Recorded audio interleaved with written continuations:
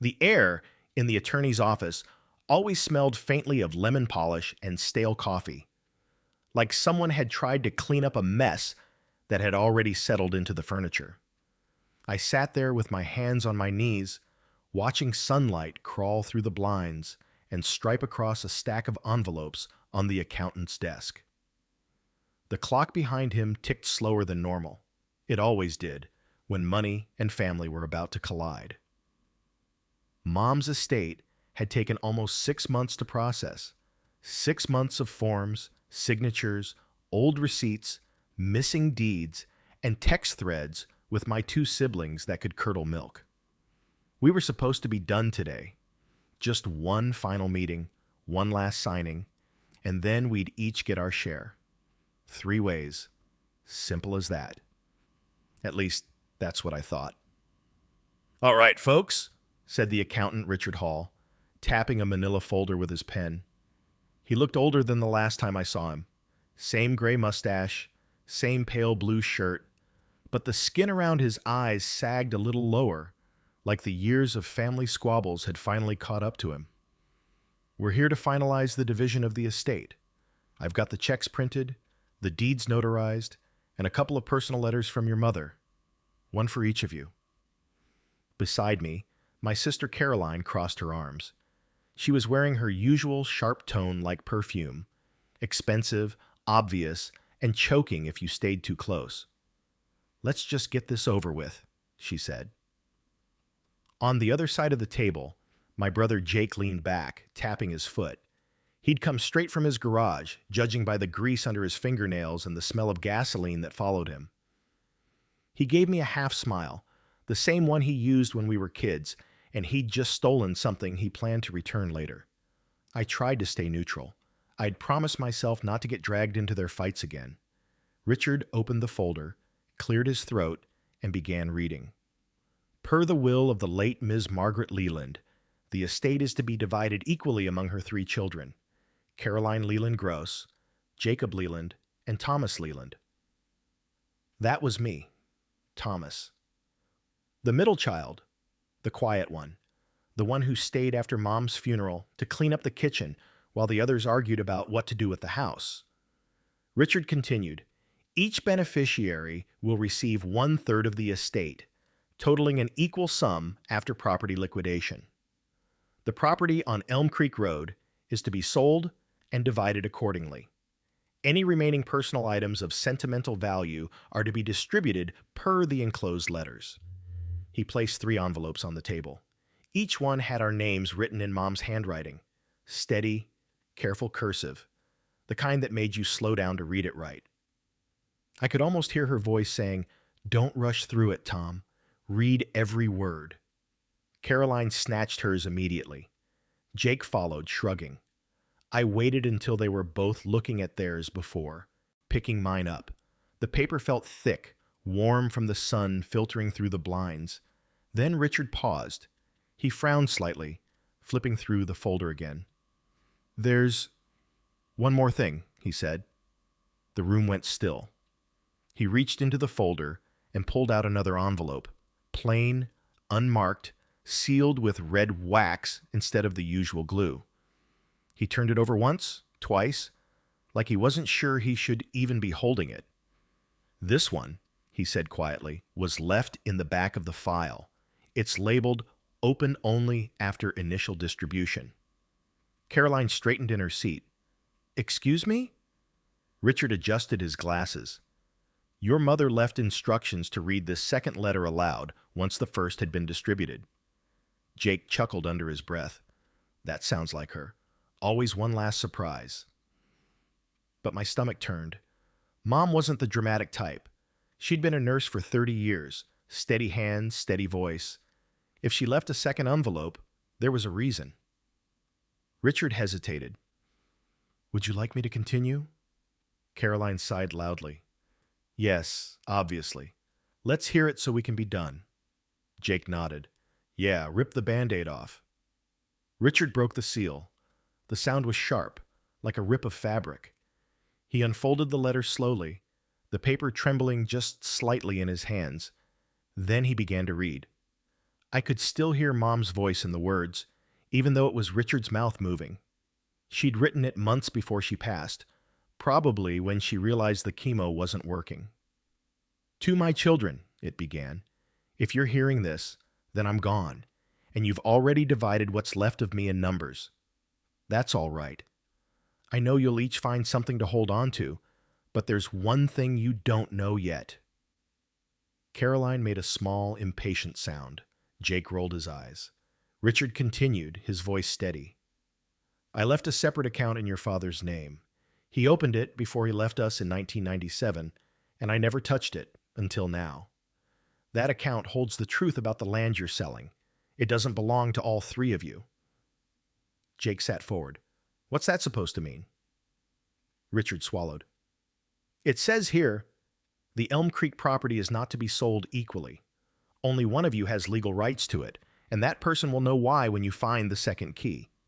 "Second key," I said before I could stop myself. Richard looked at me. "That's what she wrote." Caroline's voice went sharp. "Is this a joke? Some kind of moral test?" Jake leaned closer, his foot tapping faster. "You're saying one of us gets the whole property?" "That's what it sounds like," Richard said quietly. I felt my pulse climb into my throat. That house wasn't just property. It was where Mom used to hang laundry in the yard, where Dad's old shed still leaned into the wind. If one of us was about to lose our third, it wasn't just money. It was everything left of her. Richard folded the letter. "There's also a note at the bottom. Ask Thomas to check the drawer." The room went still again. Caroline's eyes flicked to me. "The drawer?" Jake laughed once. "Well, go on then, hero. Check the drawer." Richard motioned toward the desk behind him. "There's a small drawer on the right-hand side. That's where your mother's paperwork was kept." My hands felt heavy as I stood up. The air in the office had gone thick. I could hear the faint hum of the ceiling vent and the rustle of Caroline's impatience. I reached for the handle and pulled. Inside, there was a small black jewelry box, old and slightly chipped. On top of it was a note, folded once, with my name written across the front. Jake whistled low. "Well, well." Caroline snapped, "Don't start." I opened the note. Mom's handwriting again. Familiar, looping letters. "Tom, if you're reading this, it means I trusted you to keep things fair. The key inside belongs to whoever still remembers where your father kept his ledgers." I looked up. Caroline was watching me, eyes narrowing. Jake's foot had stopped tapping. Inside the box was a small brass key, tarnished and warm from the velvet lining. I turned it over in my palm. There was a number etched on the back, 412. "Ledger?" I said quietly. "She means the old business ledger." Jake frowned. "The one from Dad's shop?" "Yeah." Richard cleared his throat. "If you'd like, we can pause the reading here. You're welcome to return once you've sorted things out." Caroline stood abruptly. "No, I want this resolved today. I don't care what mystery she's cooked up. That land is worth almost $300,000, and I'm not letting it hang on some scavenger hunt." Jake smirked. "Unless you're afraid you won't like what it says." "Shut up, Jake." I slipped the key into my pocket. My voice came out quieter than I expected. "We can check Dad's shop. It's still got some of his stuff in the back office." Caroline crossed her arms. "Fine, but we're all going." Richard started to gather the papers. "I'll keep the file open. Just bring back whatever you find." I nodded, but my stomach twisted. That key felt heavier than metal should. The drive to Dad's old workshop took 20 minutes, past the stretch of highway where the fields turned gold before sunset. It used to be a busy place when we were kids. Leland's small engines, painted in fading white letters across the tin roof.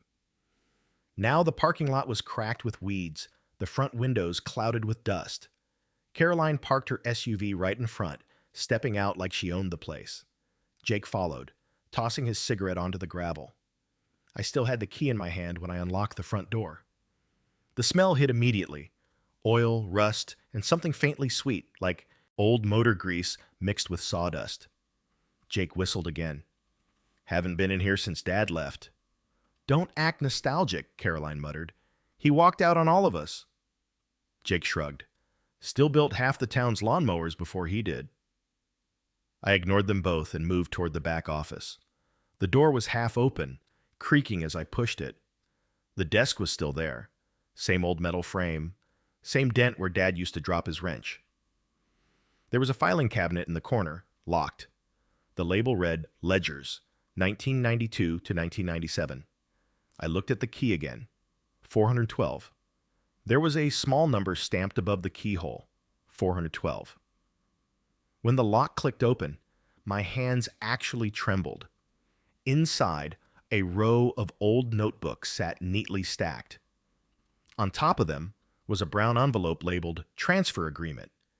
Caroline was right behind me. What's that? I opened it slowly. Inside were photocopies of old deeds, Elm Creek Road, dated 1994, and a handwritten note signed by Dad.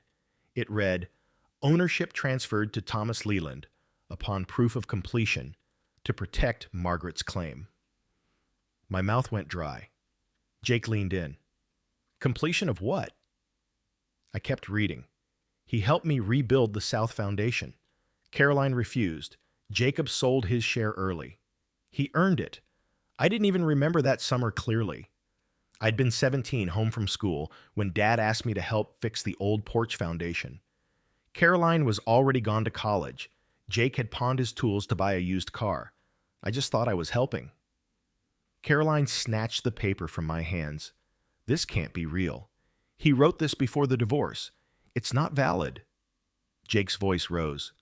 So he just gives you the house because you mixed cement? Jake? Don't Jake me, Tom. That's bull. Caroline cut in. We're taking this to Richard. I'm not letting you two play memory games over paperwork from 30 years ago. I folded the document carefully. You don't have to believe it, but it's signed. Jake's jaw flexed. He looked like he wanted to punch something.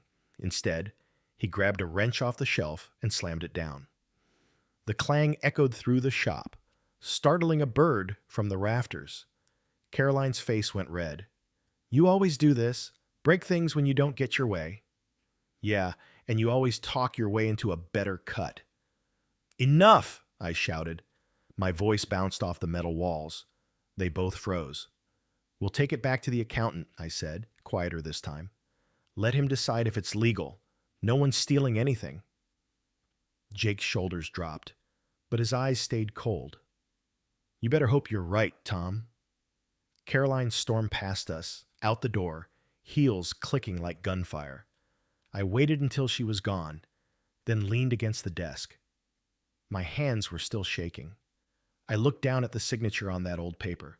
Dad's neat cursive, the same one I'd seen on my high school. Permission slips. For the first time, I realized what Mom's second letter really meant. She wasn't trying to divide us. She was trying to finish something he started. When we got back to Richard's office, Caroline was already pacing the hallway, phone in hand. Jake sat slumped in a chair, scowling. Richard looked up when he saw me. Did you find something? I handed him the envelope. This was in the cabinet. It's signed and dated. He adjusted his glasses, reading slowly. His brows drew together. This is indeed your father's signature, and the notary stamp. It's legitimate. The witness signature matches county records. Caroline threw up her hands. So what, he gets everything? Richard hesitated. Not necessarily. We'd have to cross-reference this with the estate file. But if the property was already transferred before your parents divorced, it technically never became part of the joint estate. Jake groaned. So it's his? Richard sighed. Legally, it appears so. Caroline's face went pale. Mom knew. Yes, Richard said softly. It seems she wanted to ensure it was honored. I should have felt victorious, but I didn't. I just felt hollow. That house had been the last thread connecting us, and now it was a rope around our necks. Jake stood abruptly. "I'm done." He pushed past us and left. The door slammed so hard the blinds rattled. Caroline didn't move for a long time. Then she said quietly, "You always were her favorite." I didn't answer, because the truth was, I wasn't sure she was wrong. That night, I drove out to the Elm Creek property alone. The sun was setting over the cornfields, turning the sky the same color as the porch paint Dad and I used that summer. The house stood there, still and empty, its windows catching the last light. I parked in the gravel driveway and sat for a while, listening to the cicadas hum. Then I walked up to the porch and unlocked the door. Inside, the air was cool and musty. Dust floated through the beams of fading light. I could still picture Mom standing in the kitchen, apron tied tight, humming along to the radio. In the living room, I found the old photo album she used to keep under the coffee table. The cover was cracked, the pages curled. There was one photo of the three of us as kids, me, Jake, and Caroline, standing in front of the half-built porch. Dad was behind us, grinning. On the back of the photo, written in Mom's handwriting, were the words, "The summer you learned what stays and what leaves." I didn't know what she meant until that moment, because now everything had left, except this house, and I wasn't sure if that was a gift or a curse. But then, as I started to leave, I noticed something on the kitchen counter. Another envelope, unmarked, yellowed with age. It had been tucked under a cookbook. I froze. My name wasn't on it this time. It just said, "For whoever stayed." And for the first time since Mom's funeral, I realized this wasn't over. The next morning, the fog along Elm Creek hung low enough to touch the fence posts. I parked in the same gravel drive as last night, the tires crunching softly in the quiet.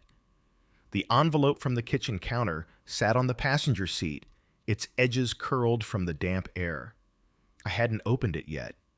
Sleep hadn't come easy.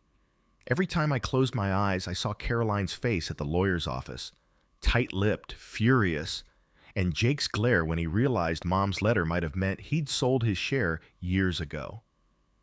I'd replayed every word Richard read, every phrase that hinted at some hidden intention. Now the house looked different, less like a relic, more like a question.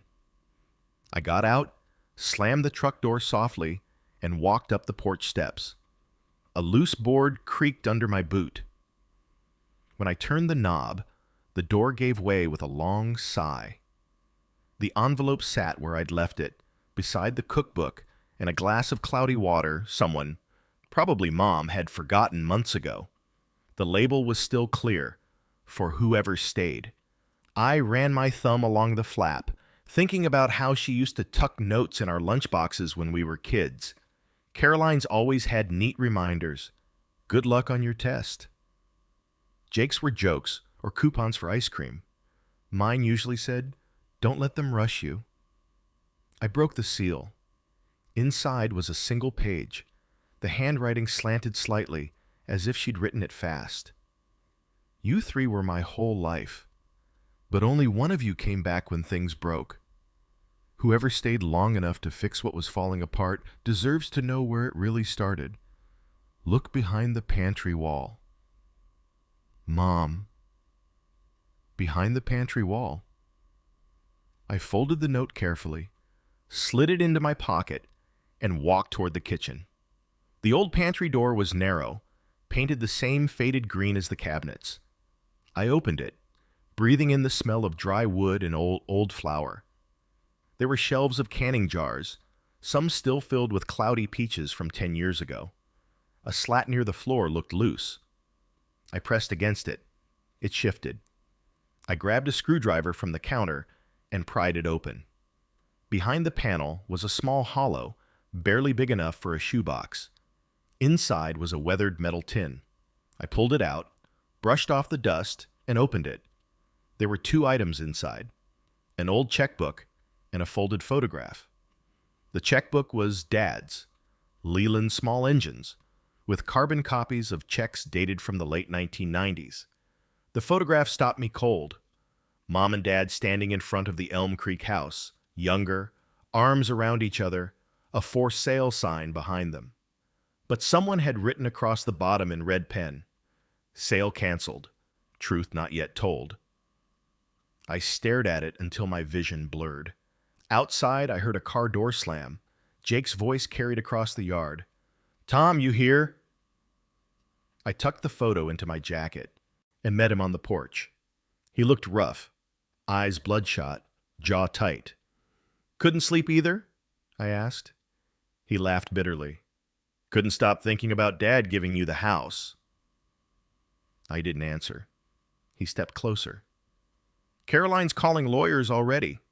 Says she's got a friend in Nashville who will review the validity. Thought you should know before you get blindsided." "Figures." He kicked at a loose board.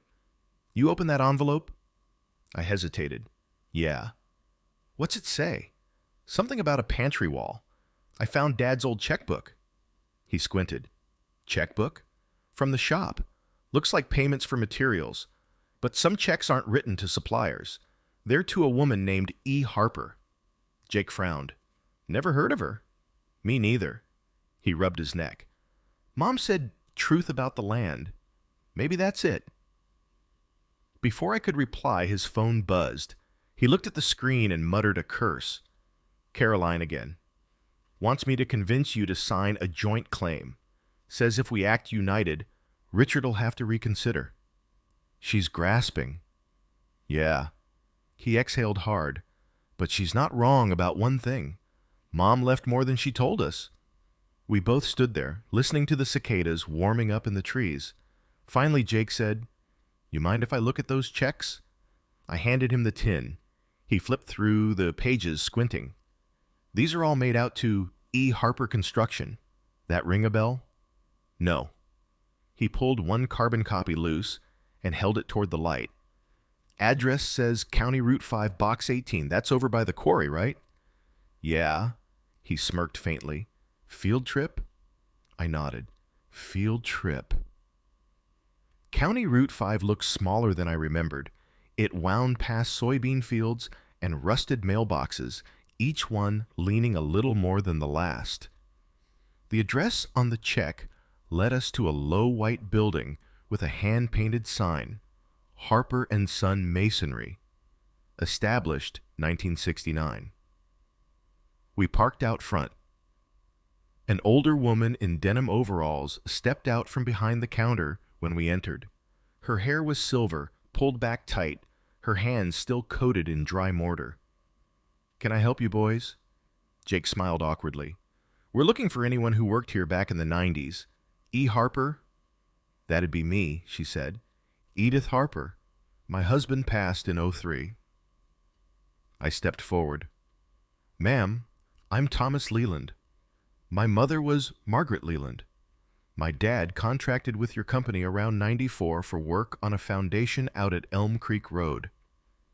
Her expression shifted slightly. Recognition, then something like caution. "You're her boy." "Yes, ma'am."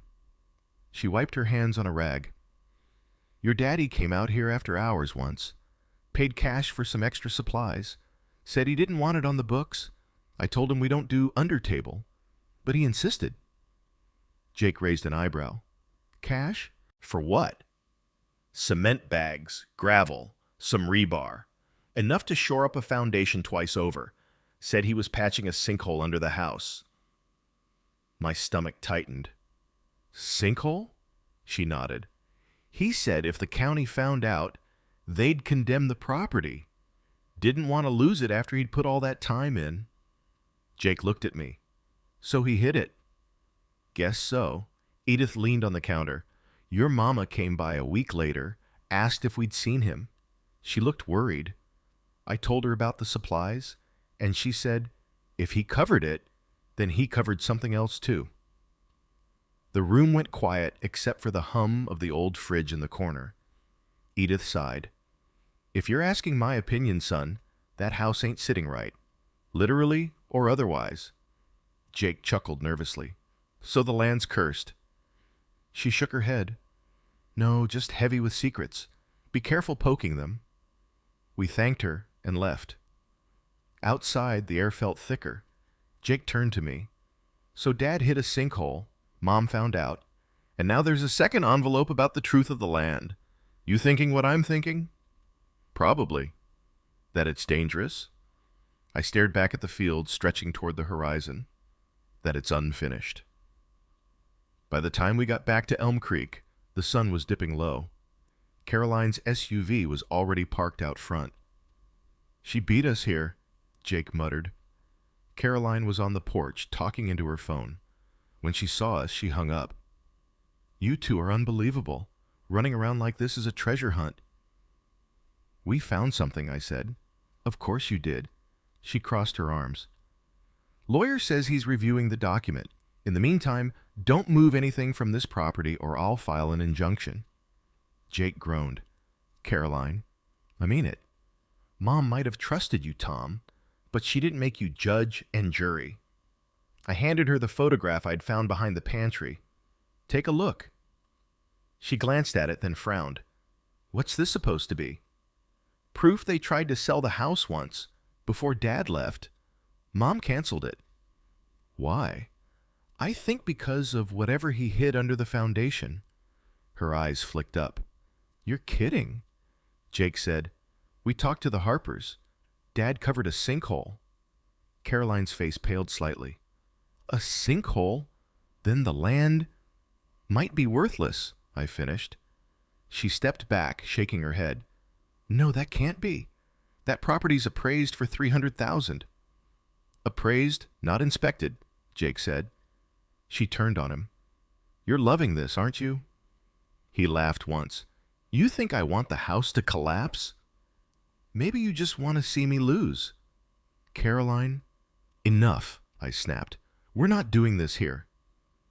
She stared at me for a long second, then said quietly, You think Mom wanted you to find this? Or wanted you to face it?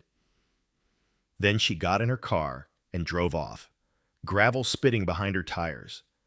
Jake let out a low whistle. She's spiraling. Yeah. He nodded toward the porch. You gonna dig? I looked toward the backyard, where the grass sloped down toward the creek. Not tonight. But of course, that's exactly what I did once he left. It started with one shovel, then another. The ground was soft near the old foundation, the dirt darker. I dug until the shovel hit something solid. Wood. Not rock, not pipe. Wood. I brushed it clear and found a small wooden box wrapped in plastic. My hands trembled as I pulled it free. Inside were several yellowed pages, blueprints of the house, notes scribbled in Dad's handwriting, and a county inspection report stamped failed. Unsafe ground composition. Across the margin, Mom had written in pen, he forged the resubmit. Keep it buried. My pulse hammered in my ears. The next page was a letter, Dad's handwriting again. If anything happens to me, the house will hold until the rains. Tell Tom to watch the south wall. The rains. A rumble of distant thunder answered that sentence, like the sky had been waiting its turn. By midnight, the storm broke. Rain came hard, slashing against the windows. I sat on the living room floor surrounded by papers, the flashlight beam shaking in my hand. Every page painted the same story. Dad discovered the sinkhole, lied to the county, rebuilt the foundation himself, and kept the secret to protect the land value. Mom found out and sealed everything away. She hadn't left me the property because she loved me more. She'd left it because she knew it was falling apart, and because she trusted me not to sell it before understanding why. Lightning flashed, and through the window I saw headlights, Caroline's SUV pulling back into the drive. She stormed inside, drenched. What did you do? I held up the papers. You might want to sit down. She looked at them, scanning fast. This can't be right. It's his handwriting. She dropped into a chair, her face pale. So the house is worthless. Maybe worse than worthless. Jake arrived minutes later, soaked to the bone. What the hell's going on? I showed him the blueprints. He whistled low. That's bad. The three of us sat there, the rain pounding the roof, thunder shaking the windows. For the first time since Mom died, none of us had anything to say. Finally, Caroline whispered, "She knew. She always knew." Jake leaned back. "And she left it to you because she trusted you to handle it." I nodded, but before I could answer, there was a cracking sound from the back wall, a low, groaning creak that made the hair on my arms stand up. The south foundation. I grabbed the flashlight and ran to the kitchen. The floor by the back door had split slightly, a thin line opening in the tile. Water was seeping through. Jake cursed. "We need to get out." But I couldn't move. My mind flashed back to Dad's note. Tell Tom to watch the south wall. This was it. The ground outside rumbled again, deeper this time. The whole house shuddered. Caroline screamed my name. We barely made it out before the porch gave way. When the rain stopped hours later, the south corner of the house had sunk nearly a foot into the ground.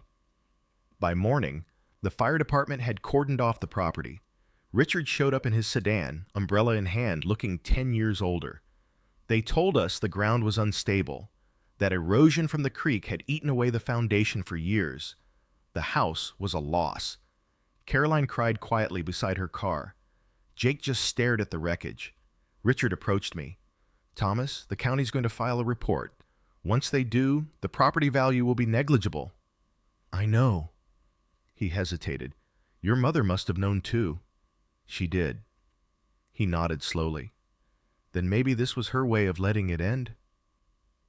I watched the house crumble under the morning sun, or of forcing us to face it together. Because despite everything, Caroline's anger, Jake's resentment, we were standing there side by side, the three of us, watching the same roof cave in. And for the first time, none of us were talking about money. That night, after the trucks left, I sat on the tailgate of my pickup, staring at the field where the house had been. Jake brought 2 beers and handed me one. "Guess we're even now," he said. "How's that?" He grinned faintly. "You got the house. I got the moral victory." I laughed for the first time in days. He nodded toward the ruins. "You keeping the land?" "Yeah, someone should." "Even if it's worthless? Maybe it's not about worth." He nodded slowly. "Caroline will come around, eventually." "Yeah." We sat in silence, watching fireflies spark over the wet grass. Somewhere in the distance, a dog barked. When Jake left, I stayed behind. The ground was quiet again, the air smelling of mud and rain. I walked to where the porch used to be and dug one small hole in the soft dirt. From my pocket, I took the photograph, the one that said, "Sale canceled. Truth not yet told." I buried it there, because maybe the truth had finally been told. Or maybe there was still something left, waiting deeper down. And that's when I remembered the other note in the tin, barely legible, scribbled in Dad's quick scrawl at the bottom of a blueprint. "If they dig, they'll find more than dirt." I didn't understand what he meant until the next morning, when the county surveyor knocked on my door holding something he'd found while inspecting the collapsed foundation, a second metal box, and he said, "You might want to see what's inside." The county surveyor was a quiet man named Harris, gray-bearded and stooped from years of bending over clipboards. He stood by, the hood of his truck with the metal box cradled in both hands like it might bite him. The morning fog hadn't lifted yet, and his breath came out in soft plumes as he spoke. "Found it while clearing debris near the south footing," he said. Footing, he said. "Could have been down there decades. Didn't want to open it without you." The box was rusted shut at the seams, a padlock dangling from one corner. The dirt clung to it like it was part of the ground. Jake pulled up just as Harris was handing it to me. He leaned out the driver's side window. "You digging up family history again? Or did they find gold this time?" Something better, Harris said dryly. A secret. He tipped his hat and drove off. Jake climbed out of his truck, tossing his cigarette into a puddle. Well, go on then. I set the box on the tailgate and pried it open with a flathead screwdriver. The lid gave way with a brittle snap, releasing a musty smell like old paper and gasoline. Inside were two things: a thick envelope marked County Records, 1994, and a smaller one that simply said, "For Margaret." Jake whistled low. Think she ever saw it? I doubt it. We took the envelopes into the kitchen of my rental, the one I'd been living in since Mom died. The walls were bare except for a calendar and a photo of Mom in her garden. The house felt temporary, like a waiting room for a life I hadn't figured out yet. I sat at the table, laid out both envelopes, and looked at Jake. Which first? He pointed to the bigger one. Start with the one that sounds official. The documents inside were brittle but still legible. Deeds, inspection reports, and typed correspondence on county letterhead. The first letter caught my eye. It was addressed to my father, dated June 1994. Mr. Leland, following your recent appeal, the County Planning Commission has denied your request to lift the condemnation notice on the Elm Creek property. The geological report confirms an underground void beneath the south perimeter, rendering the structure unsafe for habitation. Any reconstruction without permit will result in legal penalty and forfeiture of title. County Engineer R.J. Barron. Jake whistled through his teeth. He rebuilt it anyway. Looks like it. The next few pages were receipts: lumber, rebar, cement, and something stranger: a check made out to Sheriff's Office. Special clearance. Jake squinted. You think Dad bribed someone? I flipped the page. There it was. A handwritten note in the margin, faint but clear. Talk to Barron. Paperwork destroyed. No record, no problem. I felt my chest tighten. Dad had bribed the county engineer. Jake sat back. So the whole house was built on a lie. I nodded slowly, and Mom must have found out later. Maybe that's why she buried everything, to keep the law out. I rubbed my forehead. Or to keep us safe? He frowned. Safe from what? The ground? I didn't answer, because I wasn't sure it was just the ground. We opened the second envelope, the one marked for Margaret. Inside was a letter, written in Dad's slanted handwriting. The paper had water stains, like he'd written it in the shop on a rainy night. Maggie, if you're reading this, then I didn't get the chance to explain. The county didn't care about fixing things. They just wanted the land for the highway expansion. Barron said they'd seize it for safety, but I saw the maps. They're buying every property along Elm Creek cheap and flipping it to developers. I made a deal to keep our land off their books. It's not clean, but it's ours. I left the proof under the south wall, along with Barron's signed confession. If anything happens, tell Tom. He's the only one who listens. Don't let them sell it, Maggie. Not for any price. David. I set the paper down.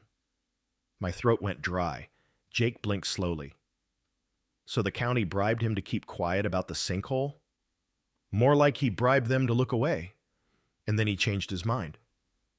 Jake ran a hand through his hair. And Mom's been carrying that for 30 years. The room felt smaller. The old fridge buzzed like a warning. Think Barron's still around? Jake asked. Doubt it. That letter's 30 years old. But something in me needed to know. By that afternoon, I was sitting in the county courthouse staring at a dusty bulletin board full of faded staff photos. There he was, R.J. Barron, county engineer, 1988-1995. Retired. The clerk behind the counter looked up from her coffee when I asked. Barron, he's still around. Lives out past Highway 12. Folks say he keeps to himself. She gave me an address scribbled on a sticky note. When I walked back to my truck, I could almost hear Mom saying it again. Don't rush through it, Tom. Read every word. Barron's house sat at the end of a gravel road lined with dying pines. A rusted, no trespassing sign leaned against the fence. His mailbox was half collapsed. I parked and walked up the path. Before I could knock, the door creaked open. An old man stood there, tall but stooped, his face weathered and red. "You're a Leland," he said before I even introduced myself. "Yes, sir." He nodded once. "Been waiting for one of you to show up." I froze. "You knew I'd come?" He motioned me inside. "Eventually." The living room smelled of dust and old tobacco. Maps covered the walls, county zoning charts, highway expansion routes, geological surveys. In the corner, a box fan hummed weakly. Barron lowered himself into a recliner and lit a cigarette. "Your daddy was a stubborn man. Wouldn't sell, wouldn't move, wouldn't quit. He said you wanted to condemn our land." He smiled faintly. "Wasn't me. Was the people above me. They wanted that land cleared for an industrial park, but he caught on." "So he bribed you?" Barron exhaled smoke. "Bribed me to look away, yeah. But he didn't know the hole wasn't natural." My stomach dropped. "What do you mean?" He pointed to one of the maps, a soil survey from 1994. That sinkhole was an old shaft. Prohibition-era tunnel system from when the mills ran moonshine. Half the county's built over them. Your house just happened to sit on the entrance. I stared at him. "You're saying there's a tunnel under the house?" He nodded. "Collapsed years ago, but some of it's still there. We found barrels, tools, even a cot. Looked like someone had been living there once." I felt my pulse quicken. Did my father know? Barron looked out the window. He did after the first collapse. That's why he built the new foundation, to seal it off. Why hide that? He smiled sadly. Because if the county found out, they'd claim it as historical property. He'd lose it anyway. I sat there in silence. The only sound was the fan clicking every few seconds. Finally, Barron stubbed out his cigarette. "I shouldn't tell you this, but the day your mother came to my office, she wasn't angry. She was scared. Said your daddy was hearing noises in the ground. Said she thought he'd lost his mind." My throat tightened. "Noises?" He nodded. "Said he'd been down there digging one night and came back pale as a ghost. Told her some things were better left buried." He leaned forward, eyes sharp despite his age. "If I were you, son, I'd let them stay that way." I left Barron's place shaking. The road home blurred past in streaks of gray and gold.